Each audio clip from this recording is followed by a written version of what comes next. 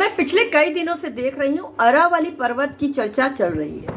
अरावली पर्वत अगर काटा जाएगा, पहाड़ी काटी जाएगी तो वहां के आसपास बहुत नुकसान होगा, ऐसा मैंने ऑब्जर्व किया।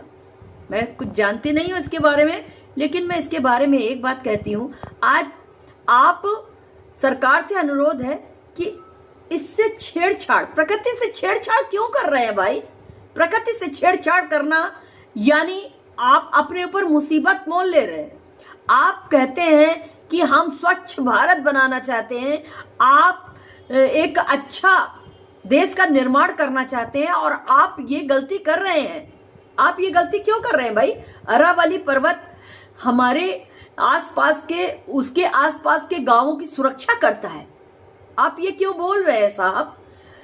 सरकार से कड़े शब्दों में अनुरोध है कि ऐसा ना करें। ऐसा आप कर रहे हैं तो ऐसा बिल्कुल मत कीजिए।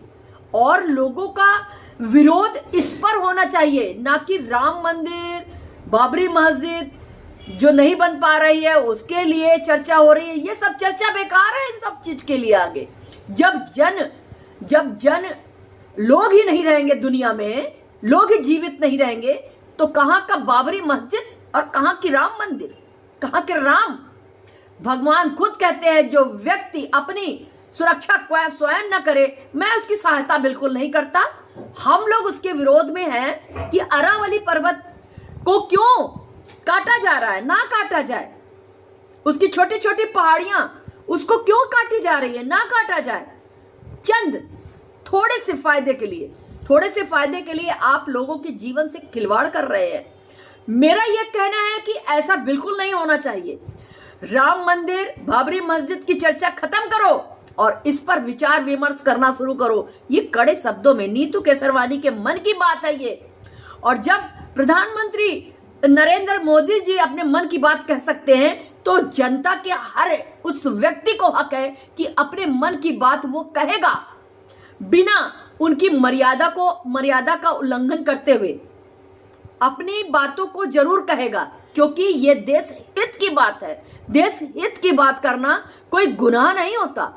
अगर मैंने ये गुनाह किया है तो मुझे माफ कीजिएगा, लेकिन आप लोगों के जीवन से खिलवाड़ कर रहे हैं सर, याद रखिए।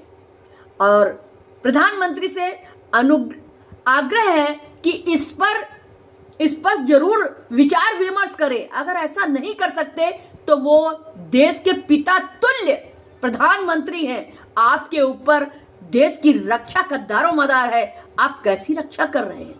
हमें कुछ नहीं चाहिए।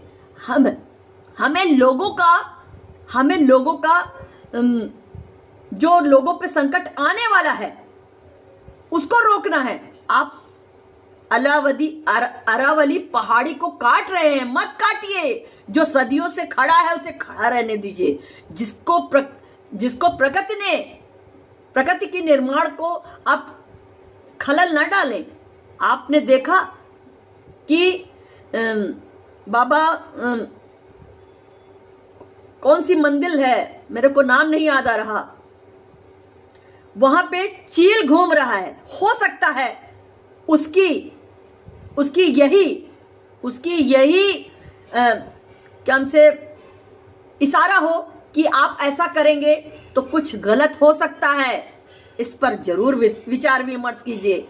मैं फालतूगिरी नहीं करती, मैं हमेशा सही बोलने की कोशिश करती हूँ और मुझे रोका जाता है, बकायदा रोका जाता है, मगर मैं रोक नहीं पाती, अपने आप को नहीं रोक पाती, ना रुकूंगी। मैंने अपना ट्रैक ही बदल दिया वीडियो बनाने का।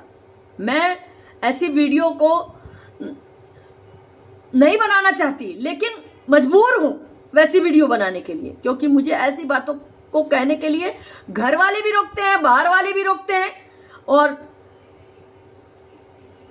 जिसको मानो जो भी बोलता है, फिर ये मत करो, वो मत करो।